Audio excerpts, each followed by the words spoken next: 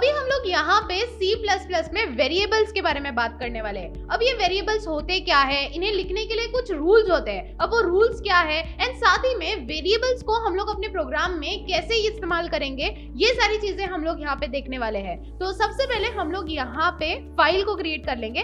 तो मैं यहाँ पे अपनी फाइल का नाम दे दूंगी ज्ञानी पंडित .cpp। जब भी हम लोग C++ में फाइल बनाते हैं तो .cpp इस एक्सटेंशन का यूज करते हैं। अभी हमारी यहाँ पे फाइल क्रिएट हो चुकी है, तो जस्ट मैं इस एक्सप्लोरर को बंद कर दूंगी।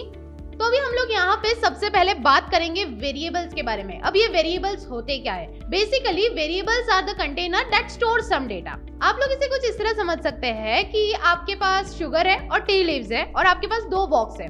अभी आप शुगर एक बॉक्स में स्टोर करेंगे और टी लीव्स एक बॉक्स में स्टोर करेंगे।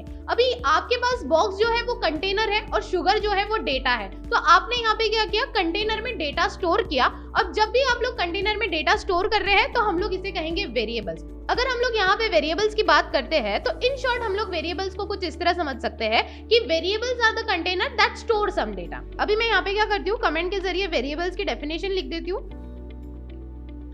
तो मैं यहाँ पे लिखती हूँ वेरिएबल्स। तो यहाँ पे हम लोग लिखेंगे variables are the container that store some data.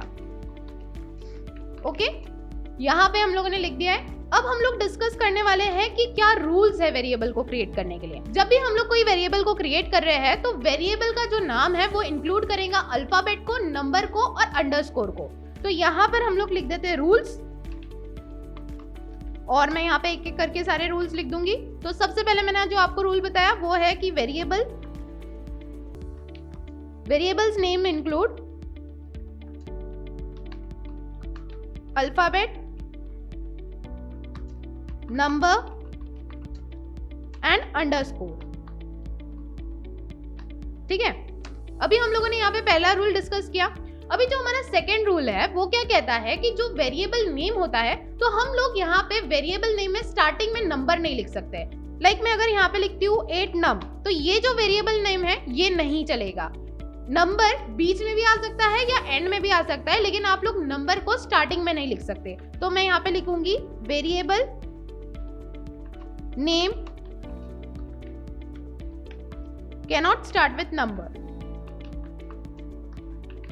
Okay, variable का नाम नंबर से स्टार्ट नहीं हो सकता है। नेक्स्ट अभी हम लोग बात करेंगे केस सेंसिटिव के बारे में। जो वेरिएबल्स होते हैं वो केस सेंसिटिव होते हैं। तो मैं यहाँ पे लिख दूंगी variables are case sensitive. Okay, variables जो होते हैं वो केस सेंसिटिव होते हैं। लाइक आप लोग इसे कुछ इस तरह समझ सकते हैं कि अगर मैंने my num नाम का एक वेरिएबल बनाया और फिर मैंने एक सेकंड वेरिएबल बनाया my num नाम का, ये दोनों में काफी डिफरेंस है। तो हम लोग यहाँ पे कह सकते हैं कि जो वेरिएबल्स है वो केस सेंसिटिव है। my num ये एक अलग वेरिएबल है और ये जो मैंने वेरिएबल बनाया है दूसरा my num ये एक अलग वेरिएबल है। तो हम लोग कहेंगे variables are case sensitive. Next हम लोग बात करेंगे कि जो कीवर्ड्स होते हैं, कीवर्ड्स को हम लोग वेरिएबल नेम की तरह इस्तेमाल नहीं कर सकते। तो मैं यहाँ पे लिख देती हूँ keywords cannot be used as variable name। Okay, अभी हम लोगों ने यहाँ पे लिख दिया keywords cannot be used as variable name। हम लोग यहाँ पे कोई भी कीवर्ड को as a variable name use नहीं कर सकते। अब ये कीवर्ड्स क्या होते हैं? Keywords are the reserved words जिनके मीनिंग जो होते हैं वो ऑलरेडी डिफाइन होते हैं। और अभी हम लोग यहाँ पे नेक्स्ट रूल के बारे में बात करेंगे। और नेक्स्ट रूल ये कहता है कि जब आप कोई वेरिएबल नेम बना रहे हो तो आप लोग परसेंटेज, डॉलर या हैश साइन का कोई भी सिंबल का आप लोग यूज नहीं कर सकते एक्सेप्ट अंडरस्कोर। तो मैं यहाँ पे लिख देती हूँ while creating the variable we cannot use different symbols like hash, percentage और डॉलर का साइन हम लोग यहाँ पे यूज नहीं कर सकते। हम लोग यहाँ पे यूज कर सकते हैं सिर्फ अंडरस्कोर, जैसा कि मैंने यहाँ पे ऊपर मेंशन किया है। ठीक है, while creating the variables we cannot use different symbols except underscore। तो ये चीजें आप लोगों को ध्यान में रखनी है। अभी हम लोगों ने यहाँ पे रूल्स डिस्कस किए। अब हम लोग ये देखेंगे कि हम लोग वेरिएबल को कैसे क्रिएट करेंगे अपने प्रोग्राम में और उनका यूज कैसे करेंगे। ओके, तो अभी हम लोग यहाँ पे अपना प्रोग्राम को स्टार्ट करते हैं। तो मैं यहाँ पे सबसे पहले लिख दूंगी hash include IOStream and then फिर मैं यहाँ पे लिखूंगी मेन फंक्शन और यहाँ पे मैं लिख दूंगी रिटर्न 0।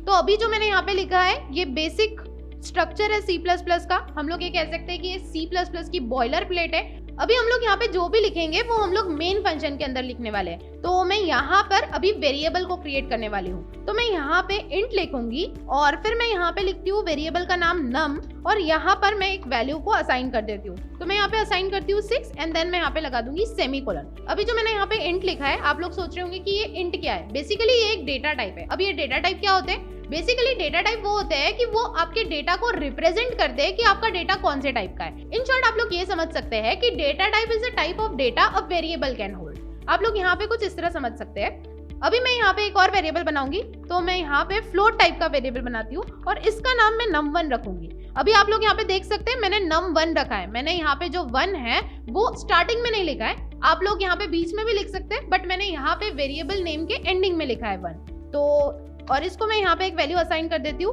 8.9। ओके, आप लोग यहाँ पे देख सकते हैं मैंने दो वेरिएबल्स को क्रिएट किया है। एक इंटीजर टाइप का वेरिएबल क्रिएट किया है और एक फ्लोट टाइप का वेरिएबल क्रिएट किया है। अब हम लोग यहाँ पे क्या करेंगे, इनको प्रिंट करके देखेंगे। तो मैं यहाँ पे क्या करती हूँ, std नेमस्पेस का यूज करूंगी एंड देन मैं यहाँ पे लिखूंगी cout।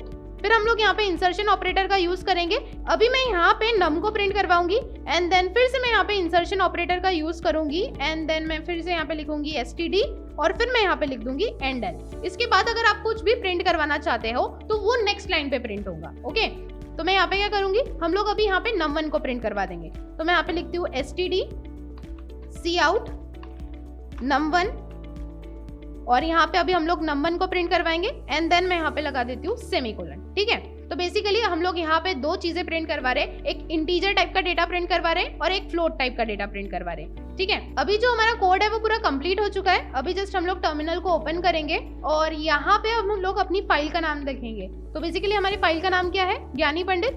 तो हम लोगों ने यहाँ पे एक मिस्टेक कर दी है, तो अभी हम लोग क्या करते हैं, इसे रीनेम कर देते। ओके, तो मैं यहाँ पे कर दूंगी ज्ञानी पंडित। ठीक है, और हम लोग इसे सेव कर देंगे। अभी हम लोग यहाँ पे एक्सप्लोरर को बंद कर देते हैं और अभी हम लोग यहाँ पे रन करते हैं। तो अभी मैं यहाँ पे लिखूंगी G++ और फिर जो हमारी फाइल का नाम है वो है ज्ञानी पंडित। तो मैं यहाँ पे लिखूंगी ज्ञानी पंडित .cpp। ठीक है, इसके बाद हम लोग यहाँ पे अपनी exe फाइल का नाम लिखेंगे। हमारी exe फाइल का नाम a है, तो मैं यहाँ पे a लिखूंगी।